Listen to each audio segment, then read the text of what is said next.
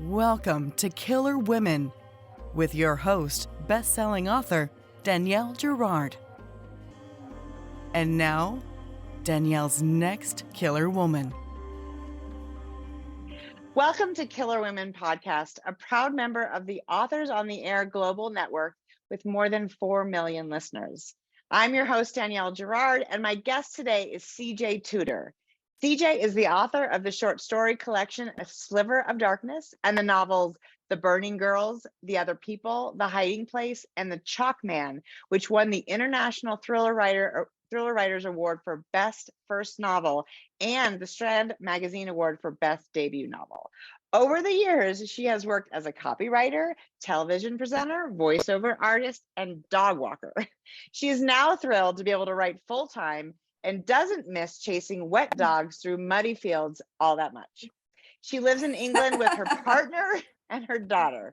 Welcome, CJ. Hiya, thank you for having me. I can imagine you don't miss muddy dogs. We were just talking about dogs before we were on air, and muddy dogs might just be kind of the worst, right? I mean, I love dogs, and I did love working as a dog walker, because I love animals and I love taking the dogs out. But it's the sort of job when you were doing it in the summer, everyone goes, "Oh my goodness, that must be such a lovely job to have."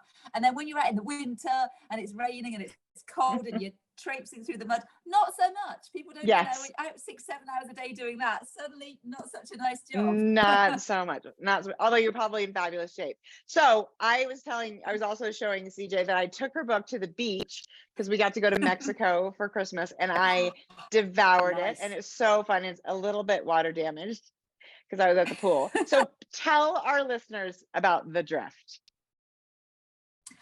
Right, so where to start? So The Drift is essentially kind of 3 stories that kind of come together.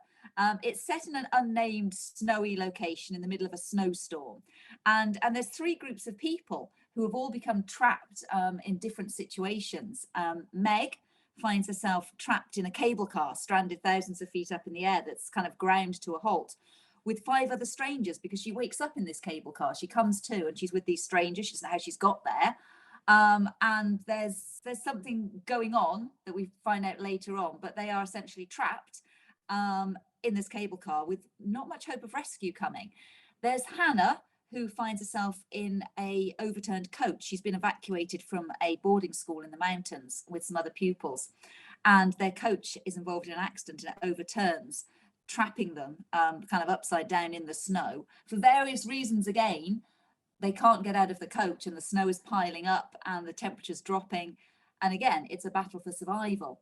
And the final protagonist is the character called Carter, who is in an isolated ski chalet in the mountains with, again, he's with a group of other people, sort of workers, companions. I wouldn't necessarily call them friends. And they're finding themselves trapped by the snowstorm with the power failing. And for various reasons, again, that become apparent throughout the novel, should the power fail, then they will find themselves in great danger, not just from what might lie outside, but what might also be contained in the depths of the chalet's basement. So all these separate strands basically start to come together as the book progresses. We start to find out why these groups of people are trapped. We start to find out what they're escaping from or where they're trying to get to. And we find that their stories become linked as we go on, because there is a far greater threat in this world, which is the thing that kind of connects them all together. And one of the things I love about it is that in each of the situations, there's something immediately really wrong. So like in the tram, there is a dead man, right? And we're like, why, how did that guy die? In the coach, the driver is missing. So there's all these sort of like things you're immediately like, what is happening? And, and you do the, you alternate points of view. So you're left with this, what the hell was that? And then you're in another place and then you're like, what the hell is that? And it's just, it creates such a momentum to be like, oh my God, what? And then somehow, which this is where you get so much respect from me, because you bring it all together at the end. And I was like, I don't know how. There's no way. There's no way she's going to be able to do this. So, can you? I don't know how you kind of come up with plots. This is, as I mentioned, my first CJ Tudor book. And I've heard, of course, so many amazing things about your other stories, and obviously I got some reading to do. But how, what is the, like, what was the inspiration? Can you tell us sort of how you came to this idea? Yeah, I mean, I actually had the idea for the drift back in 2019. For various reasons, it took me a while to be able to sit down and write it. And it started with, like a lot of my ideas, where I was just idly thinking about locked room mysteries, which are, were quite popular, are quite popular still. And kind of what was the smallest locked room mystery you could write, And I started thinking about the idea of the cable car to start with. Yeah. A group of people trapped in a cable car with a dead body, and one of them is, potentially a killer, and they're trapped thousands of feet in the air, stranded on this cable car hanging there. And it seemed like that would be a really fun setting. But I thought it's not quite enough to kind of hang, no pun intended, a whole novel on, perhaps. Right. So then my brain started going, I started thinking, well, what about three different scenarios of people trapped in various locations, and it's a snowstorm, and we have the cable car stranded, an overturned coach, and this kind of chalet that's been cut off. And that seemed really interesting then. But then I started thinking more, well, why are they trapped? Why is no rescue coming? Why is no one coming to help these people out? What are they escaping from? What were they trying to get to? And then that sort of kind of brought on the bigger idea of the bigger story, the background of why these people are essentially trapped in this situation. And it's probably not giving too much to sort of away to say it's kind of a near future. There's kind of been, dare I say the words, a viral pandemic, and we're talking about groups of survivors really trying to get to safety, hence why society is broken down. They're kind of not immediately getting, helicopters and rescue coming to sort them out. And that was sort of the basic idea behind the book. But as I say, I had the idea back in 2019, so it was way before we'd ever heard I know, of God, COVID. right. And then, as it turned out, I couldn't write it in 2019. I was kind of persuaded by my editor to work on another idea, which didn't pan out because, of course, then the pandemic happened and lots of awful stuff happened. And I lost my dad, and the book I was writing, it just didn't work. Yeah. And I ended up scrapping that and came back in 2021 to sort of this idea of the drift and said, look, I really love this idea and I'd really like to write it still. And actually, kind of having gone through everything we've gone through, I actually feel I can kind of give it more depth and insight than I could have back in 2019. Right. And so then I set about writing it then, and it in a weird way it kind of helped. It was got a lot of demons out in a weird way, although that's not kind of the main focus of the story. It's not really a pandemic novel. It's very much the background to why these characters are where they are, but it did help inform the writing more, I think, and I think I was in a better place to write it by then. So it was it was sort of a long time coming to fruition. But I think sometimes you get to write books when you're supposed to write them. And hopefully, I think we've had a bit of distance from stuff. And I was saying to someone the other day, it kind of operates like a parallel world, almost like a what if. What if could have happened? What if this had happened in this parallel world? A kind of sort of dark shadow. So I think it kind of works on that front. So that's how the idea really came about. Most of my ideas start with a what if? What if I did this? What if this happened? Right. I love that. Well, and the thing, actually, it's so funny, like you said, it's not a pandemic book, but no, because we're all sort of conditioned from the pandemic, it adds this incredible tension when like somebody looks at somebody who looks like they might be not feeling well, and then we're all like, oh shit, because it's I mean, and of course, if this book had come out in 2016, we'd have been like, oh yeah, they got a virus, like, because remember, we've had there's been plenty of those books that were like Michael Crichton wrote a book way ahead of his time. Absolutely. But it didn't mean the same thing to us as it clearly does now. And because of where these people are, like you said, I mean, at least the chalet has more than one room, but the bus, the coach, and the tram, there is no escaping. There is no escaping that place. So I'm so interested, and I actually want to come back to the idea, because I think it's really inspiring for other, aspiring authors and other authors to hear about sort of how we write books that sometimes don't work out, and I just went through that as well. So I want to come back to that, but first I want to ask you, did you plot this whole thing out in some sort of incredible spreadsheet? Because it's rough. You've got a lot of people, a lot of it's a lot of things going on, and you do it in such a way that the reader never feels like, where the hell am I? What the hell's happening? It's very well done. So how do you do that? Well, I'm not a plotter. I am a definite pantster, as they say, by the seat of the pants. I normally just sit down and write and see where the idea is going to go. I did, but in this one, because there's definitely 3 separate storylines. I wrote them all separately, so each one was a self-contained story in itself. Because I felt it was important that each story had kind of those sort of bits of tension and heights and the cliffhangers in each story. And then I sat down and I basically put them all together like some great big kind of jigsaw puzzle thing. Yeah. And that's kind of where the hard work came in a way, because writing each segment was actually quite fun. You know, Right. occasionally I'd drop some breadcrumbs in that might connect it here or there. But then the hard work really came by sitting down and putting it all together. But I think it was the only way to do it, really, because otherwise I think you had to concentrate on that particular segment at a time. And then you could work putting them together. So then the editing came in, because you had to make sure that you had like breadcrumbs here to what was happening here, or, you know, a nod here to something else, not giving away too much too soon, but you know, allowing the reader to kind of, you know, slowly get the links. And also they flowed then, because obviously you've taken separate stories and mashed them all up. So you still need to get that flow between all the chapters, that it doesn't feel like you're abruptly kind of jumping from one thing to another. It has to feel like a smooth transition between them all. So yeah, that was where I think the hard work of editing came in. But I kind of really like that process.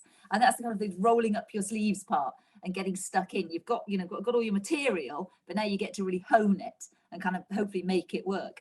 But I still get to the end of nearly every book and go, I have no idea how I made that work, or I hope I've made it work. Right. You know, most time I'm like, my God, I seem to have finished the book. It seems to have hung together. Right. So that is really interesting. So can I ask who you wrote first? I actually wrote Carter first. I wondered about that. I wrote Carter, Meg, and Hannah. Yeah. Mm-hmm. I had the first chapter of each of them written, and then I just kind of went with what felt right, to be honest. Well, I understand that. I think, you know, when you get to the end of the book, it sort of makes sense that Carter was first, and his world is much bigger because he had, you know, he's in a chalet, and there's room to move, and they have to go get supplies, and there's outside people. Everybody else is really dealing with just the, you know, really dozen or whatever people that are in their space. So that absolutely makes sense to me, and I love that you did that. And that's, I mean, the other thing about that is it really helps that the voices, you created very different voices, which I think would be so much harder if you were like, okay, now I'm going from a Carter chapter to a Hannah chapter to, you know, a Meg chapter. That would be very much more difficult. So you could just concentrate on their story and their voice, and I think that was the only way to do it, really.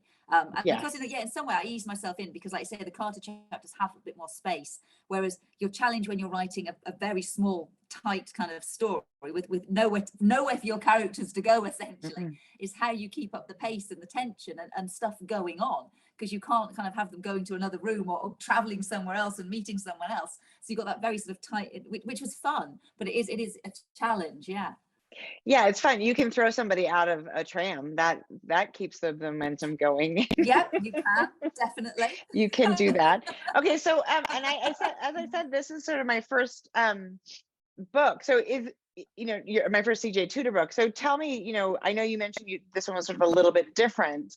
How, you know, how did that feel, and what sort of, how is it different to you? How did it sort of feel different? I think sort of previous books, probably starting from The Chalk Man, was kind of a small town murder mystery, sort of set in 2 times, but with a kind of underlying kind of, I hate saying supernatural, because it makes you just think of kind of ghosts or werewolves or vampires, whatever, but a kind of a creepy sort of supernatural undertone. And most of my books have flirted with that kind of mix between thriller and horror, and they kind of tread that line in between, really. But essentially at heart, they're all sort of mysteries, you know, that it's finding out who did it, and there's always sort of a real life solution to things, but there may be other things going on that are a little bit creepy or weird. And I've always sort of trod that line, whereas with The Drift, I think every author wants to do something different, don't they? You want to try different things and kind of flex your creative muscles. And when I had the idea for The Drift, I thought this is something different, because it's world building. It's not necessarily set in our kind of time that's happening now. And it just seemed like a fun challenge as well. I kind of like setting myself challenges with writing. This seemed like it'd be something that'd be quite hard to do, and that really appealed to me. And yeah, it was just something different to try, really. And I think everybody just likes writing things that are different. Certainly I do. I would hate to have to write the same sort of story over and over again, because all my books are standalone. I think it's a fresh playground every time, you know. Right. So this particularly felt like another sort of shift in direction. But I think it's still kind of got my voice, and it's still kind of a C.J. Tudor book. But it's just a slightly different direction, and the one after that is a slightly different direction again. So fun. It's fun to mix things up a bit, I think. And there is, I mean, we're not spoiling it by saying there is something in this book also that it is a little bit of the, you know, I don't know what I would call it, but it's not of this specific world. And that is really, so you do that so beautifully. You weave that in and it just takes the tension and the pace and the excitement and the terror to a whole different level. So let's go back for a second, because you did mention something that I think has happened to most authors. It certainly happened to me, where you sort of you find a project, you feel passionate about it, you start working on it, and then something doesn't work. Will you share that with us, because that's so interesting? Yeah, I don't think authors talk about it enough, actually. I think we share sort of successes, don't we? And then we don't necessarily talk about the things that don't work out. And I think everybody has it. So I had the idea for The Drift in 2019, but then for various reasons, there was another idea that I kind of had penciled in to write for the next book. So it was kind of a case of, we can work on this idea maybe in the background, but this is the one that we've kind of will be the next book, because obviously I'm under contract with publishers, and we kind of discussed it. And I was like, well, that's fine. I think this is a good idea, and I can work on this. And then I started writing that one, and that was of course when the pandemic happened. So I was writing it throughout the pandemic, with kind of all the challenges that posed, homeschooling and everything being a bit wrong. And I think, although I thought, perhaps that time away from stuff would perhaps be ideal for writing, I think, like a lot of people found, that actually, I don't know, you just weren't in your right headspace. There was so much other stuff going on, this underlying anxiety, and then on top of that, then I lost my dad. I'm so sorry. And oh no, thank you, thanks. It was. As I say, obviously he'd been ill for a while, but I think you never sort of entirely prepared, and it was quite sudden when it did happen. And I just think, even though you don't realise perhaps at the time, it did knock me more than I thought. And I was trying to finish this book, and I don't know, that the book, I think, became wound up in sort of all this horrible stuff that had happened. I got to the end of it, and I was like, I can't seem to get the voice right. I've got to the end, and there's some part of me saying it's not quite working. And I sort of finished it, and I sent it off to my editors, and they came back with a lot of notes, which is when I kind of thought, you know what, I think it's not just me. Right. And I sort of looked at the notes, and I thought, they're right, this is not working, but I can't fix it. Right. I can't go back to this book. The thought of going back to that book just made me feel like sick. I can't face it. Normally I would take editing in my stride, but I can't go back to it. And so I just basically had a big cry. And I said, I'm going to have to tell them. I'm going to have to say, I can't go back to this book. I don't want to publish this book, essentially, because I hated it. I absolutely hated it. It was just, it sort of represented everything horrible. And so we had a very long chat, and they were very understanding, fortunately, and supportive. And said, we think that you could fix it. I think you're being harsher basically on yourself than you need be, but we do understand. And we sort of decided that what we would do is we would put that to one side.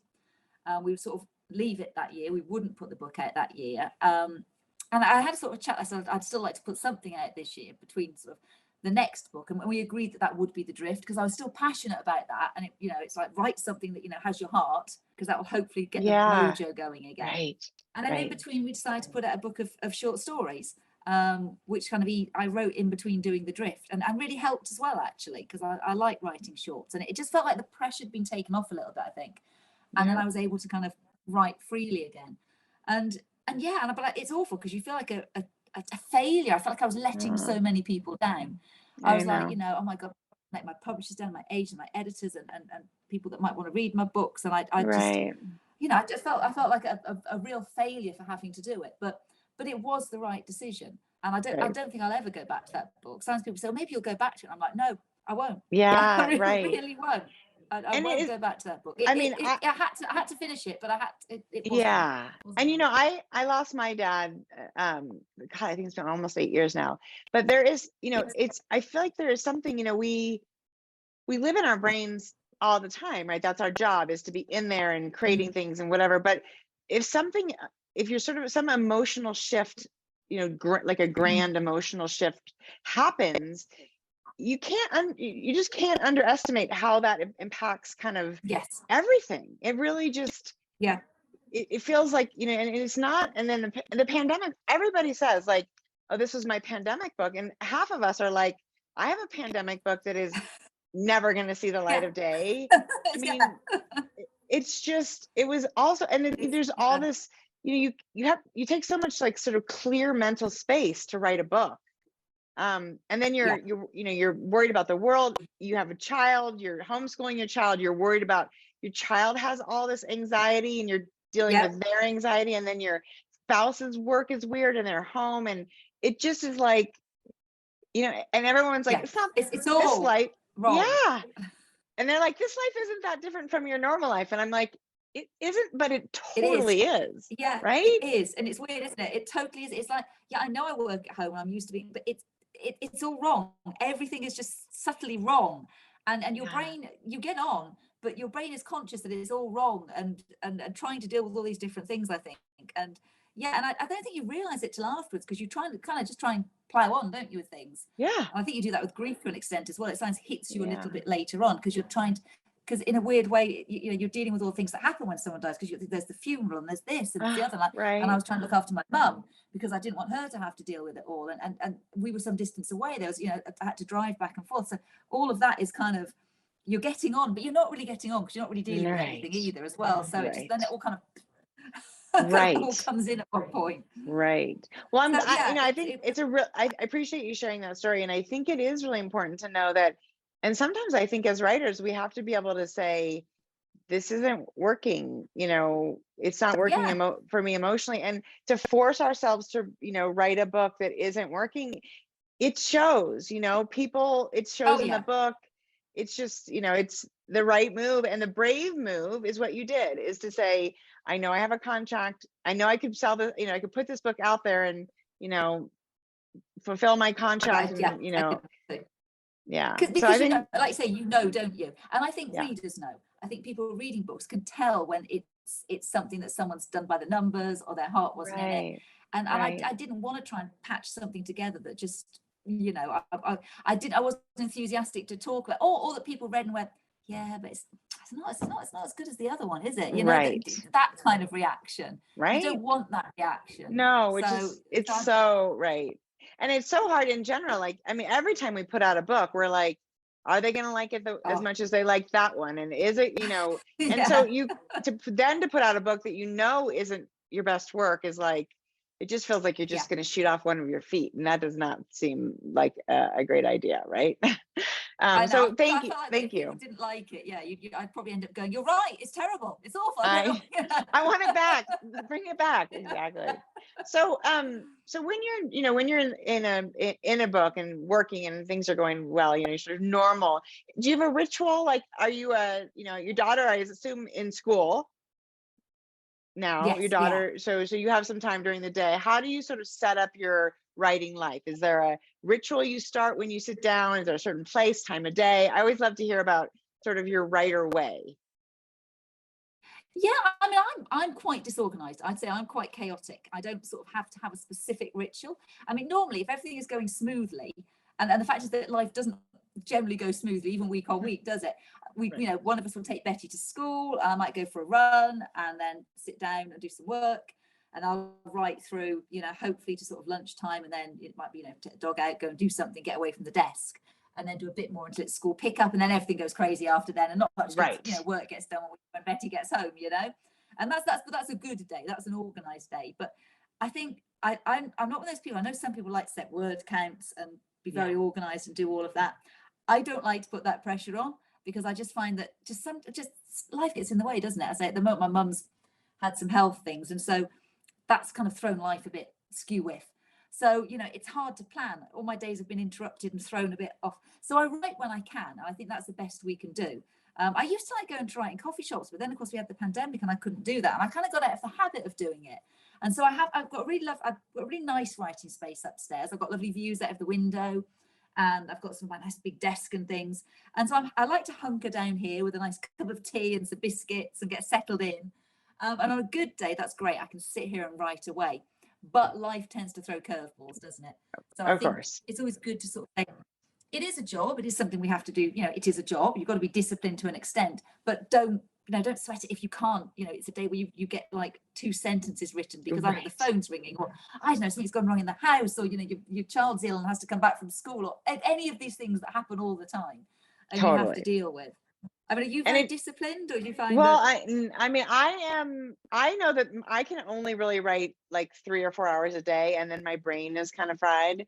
And sometimes that 3 or 4 hours is, like you said, sometimes it's amazing and I write like 1,000 words and I'm like, oh my God, how did that happen? That's so great. And some days it's like I tinker with 50 words I wrote yesterday and nothing really happens. I sometimes think we need that, because that means, because I'm also not a plotter. I wish I was a plotter, but I'm not a plotter. So sometimes I think the tinkering is the way of sort of like trying to figure out what happens, what comes next, right? Yeah, that's funny. I wonder, down one like paragraph. Yes, because you're like, what? I'm not really sure where this goes. I know I was talking to Mary Kabika recently, because she just has a book out as well, and she was saying that she takes those long. She's a runner too. I only run if I'm being chased. That's my running. So I'm not a runner, but she says she uses that time to kind of process her story. Does that work for you? It does. Running and dog walks. When I say running, because I haven't been able to get out for a run for about 3 weeks with various things, and it's also rained constantly here for 3 weeks, and I will run in all weathers, but really torrential rain, it's just like, that's not fun. It puts me off a bit. But it does. It's like getting out and having that headspace, and walking the dog is the same thing. When I was a dog walker, it was great for plotting. So just going out and being away from the desk can actually be as useful as sitting at the desk, I think. Headphones on, out, just, brain churning things over. It's just good to let your brain kind of go a bit wild, I think. And then you feel refreshed to come back and start again, I think. Yeah. And I think you have to, for me, I have to leave the desk.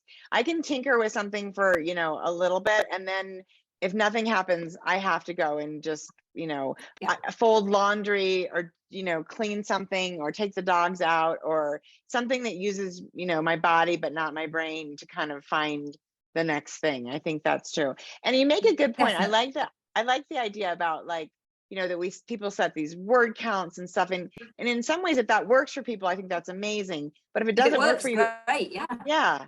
But if it doesn't, it's like another sort of feels like a failure if you don't hit your word count. And it's like, this job's hard enough. You don't need to find new ways to feel like you're failing, right? It's true. And I think sometimes, like I say, you have to get away from the screen, because, you'll do that typical thing of sitting there. You want to get that perfect chapter ending. It's not quite working. You can't quite unlock this bit here. And you can stare at it for ages and then go away. And sometimes I find, just go away and sleep on it. And then the next day you're like, oh, of course, it's this. And it's so easy.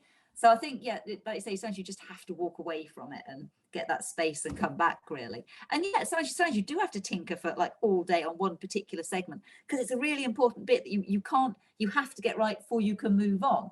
So like, it all has its merits, I think. Yeah, it totally does. And I do agree that it's a weird combination of our conscious mind and our subconscious mind. And, accessing that subconscious mind is kind of a weird little tricky magic trick. I sometimes wish I could just plug in, and just like download all. It's probably coming, CJ. That's terrifying, but so now, oh God, no, don't say that. I know, right? So I haven't. I've always wondered. So I have, my kids are a little older, but I know it's. My daughter was about 14 when she said, "I want to read one of your books." Now I don't know how old your daughter is, but does she read your CJ Tudor books, or is she too young? She's 9.5. I did have a little video of the other day reading the blurb for the new book, just for a bit of fun, because she gave it great drama. She was like, and then there's a dead body. She was proper drama on it. It was great. But no, she's not quite. She's a really good reader, actually. But she's not quite there yet. No. But she's quite hardcore, because she does love, like, really dark, creepy stuff. even more so than I did at that age. I love dark, creepy stuff, but I used to get really scared and have terrible nightmares. But she's like, no. I mean, she's just finished watching. We watched Wednesday together. You've seen that Oh one? yeah, of course. She Yeah. absolutely loved that, and she's probably a little bit young for the age range, but so it was brilliant. And so she loves she loves the Addams Family, and she loves like kind of quite dark films and stuff. And I'm looking forward to introducing her to some of my favorite 80s films, like The Lost Boys when she's a bit older, and The Goonies. Yeah. I think she'll probably Yes. do The Goonies now. So yeah, but I think she'll probably be a little bit older before she can read the books. But yeah, she kind of wants to. But I was reading Stephen King when I was about 11 and 12. Yeah, I So, mean, right? Isn't that crazy? I mean, yeah. I mean, you think about those formative years, and you know, I mean, I like VC Andrews, the things that I read in my Yes, generation. yeah. I mean, I probably was not that much Dark. older. They were so dark. So I dark. don't read stuff that's quite that dark now, I feel like. So oh God. So I think kids like that though, don't they? You like dark stuff. And when I was younger, there wasn't really YA stuff. So you kind of went straight from kids stuff to adult stuff, you know, if you didn't want to read the kids stuff anymore. Right. And you think about like all the shows like Stranger Things, and that's all so new for this generation of kids, you know, who love, and we didn't like, right, we had to go from like, I mean, I remember it was either like Nancy Drew or like VC Andrews, and not a whole lot. There's nothing in between. You just, you know. Right. Remember So adult library cards, you know, it was amazing. You go in the adult section in the library, my dad's library card actually, and get the grown-up books, you know. And, but right. yeah, That that's something I probably didn't get, but yeah. But it sounds like she's a good reader. I mean, she loves to read. Well, you know, that's the weird thing. I wouldn't say she loves to read. She's a really good reader. Her reading is excellent. She's got a great vocabulary, but she doesn't take after me in that she loves to pick up a book. You know, she does what a lot of children do. She watches a lot of YouTube and things like that. She always has the subtitles on things as well. I don't know. This is a thing that children seem to do a lot more. They always have the subtitles on, which is in a weird way has helped her reading and her vocabulary. She'll watch shows with the subtitles on, and she does read books sometimes, but I wouldn't say she's an avid reader like I was. But then I think there's so much more to distract. It's so true. Neither of my kids reads the way we did. Games. It's which you know, I didn't have. You know, it was kind of just books really. I really show my age now, but it was. You know, Pong was a new thing when I was a kid. Yes. So, yes, me too. You know, right, exactly. There's so much more, and I kind of get that. Perhaps, you know, and I don't think it's something you can force. You know, if she does want to pick up a read a book, she does sometimes, but it's not something you kind of go, oh my God, you must read.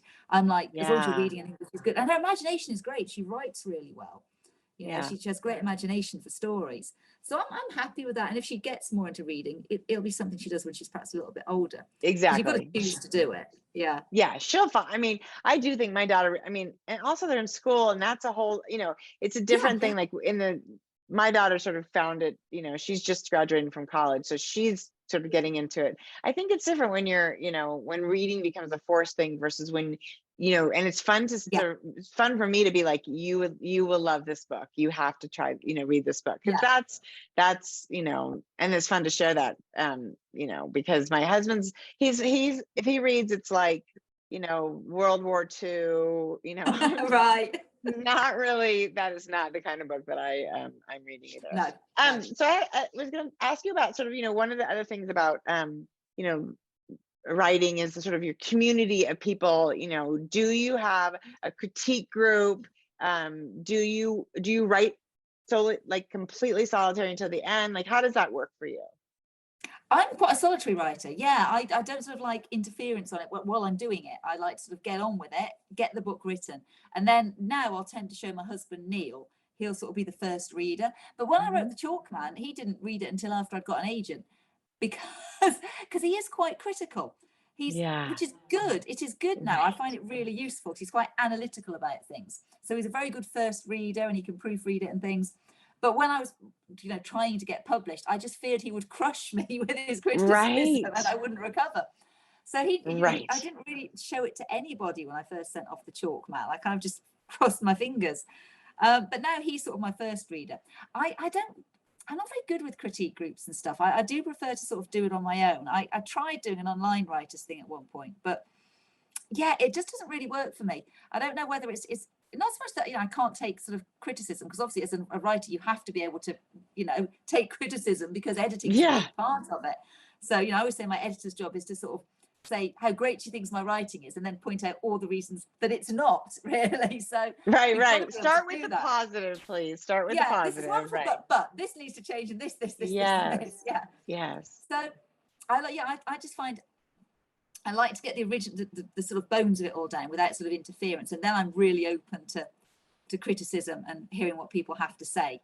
But I have to get that original first draft down on my own, because otherwise I think if I've got too many opinions, I'd get distracted, and it's then true. I'd be like, oh, maybe I should. I'd sort of self-doubt, and I don't need that while I'm getting that first draft down.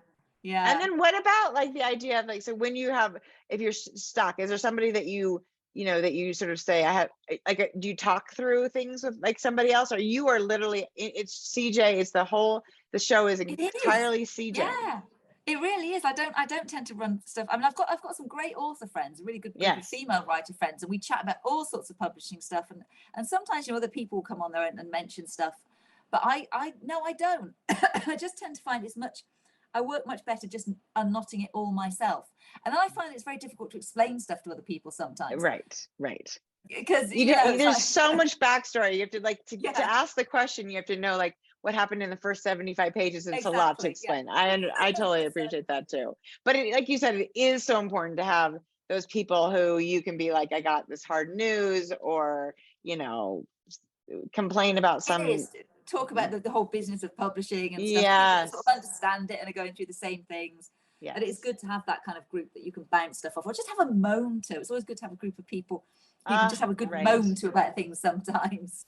Totally. And and the older I get, the women authors, we can all complain about, sort of the same things, and also balancing like our lives with, it's like I was right in the middle of this scene, and then I got a call from my kid's school, and you're like, right. all of that stuff. I know. I do. We all sit there and go, what we all need is a wife, basically, so we could just concentrate on writing. No question. I thought he's very good. I know. No offense to any of these men, because they're wonderful, but it is true that there's just, in most cases, sort of the lion's share of this does end up sort of the sort of management of children and whatnot. It does. On us. It does. Yeah. It is nearly always the mummy. Mummy.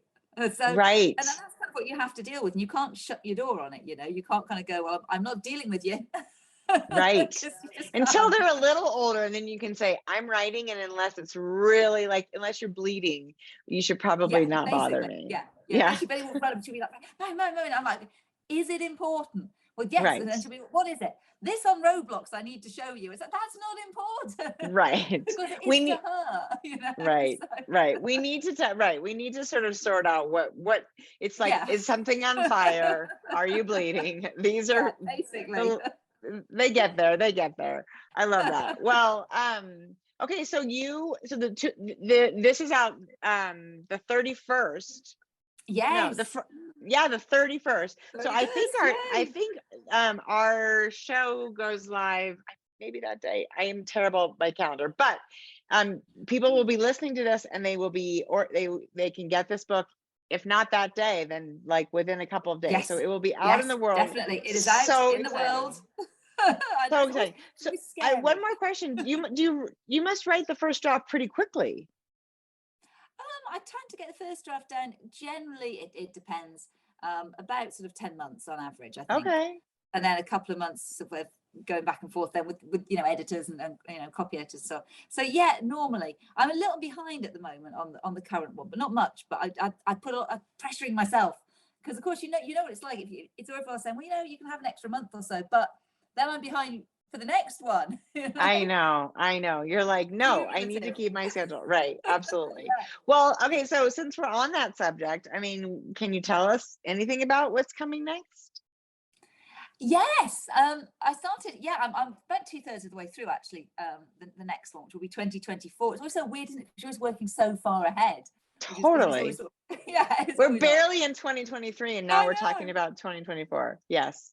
But it's called, the title may change, because they often do. It's got a working title of The Gathering, and I think I presented it to my agent. I said, so this is the title, and it's set in Alaska, and it's set in this very sort of isolated small town.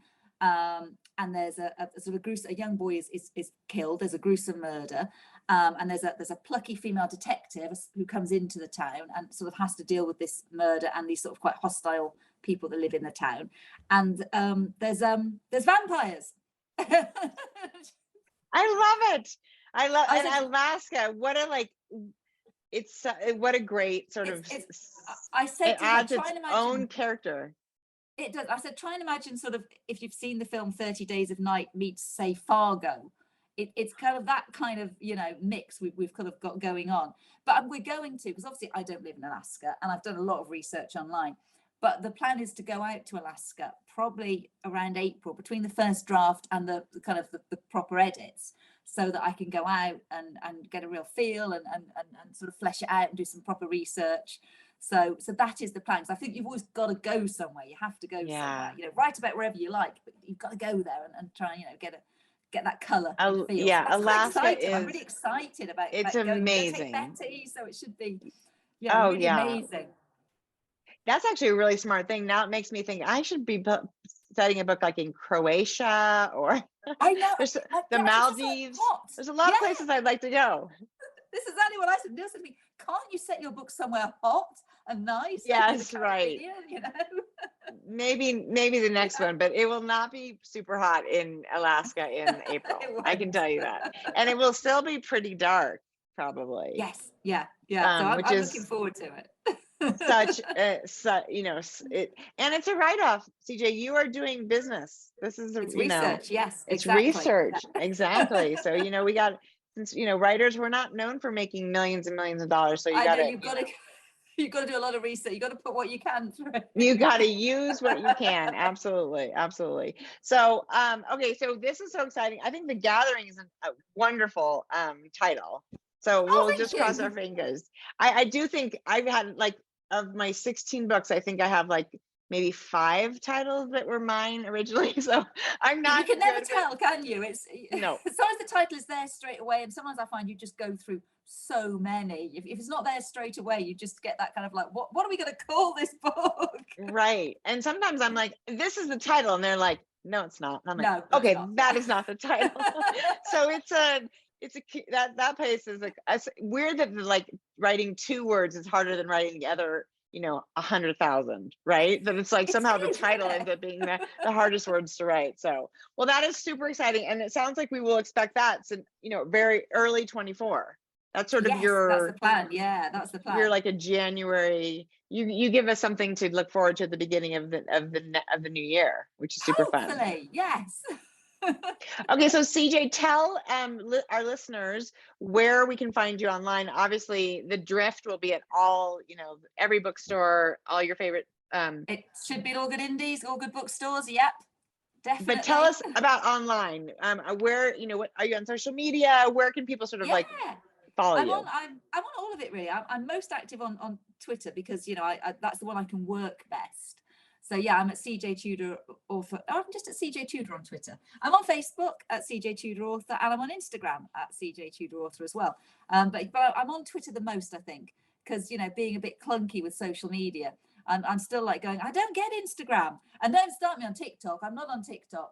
Oh my gosh! I'm not on TikTok. I know. I don't understand TikTok.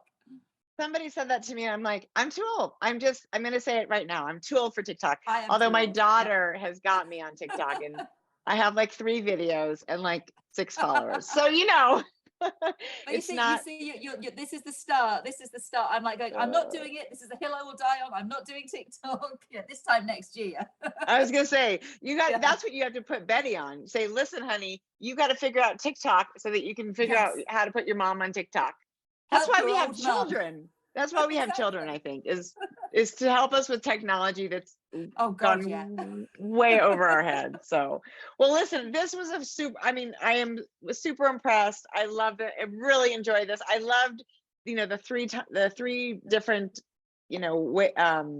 places and the way that you wove them all in, and the ending and the creepiness and all of it. So, brava, lady. Thank you. I hope it sells 1 million cars. Oh, that'd be nice, wouldn't it? That would be nice. 1 million copies. Just just a million, right? Thank you so much for joining us today, CJ. It was so fun to chat. Thank you so much for having me. It's been really, really nice. Thank you. I really, really enjoyed it.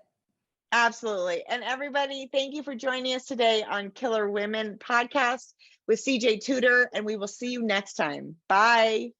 Bye.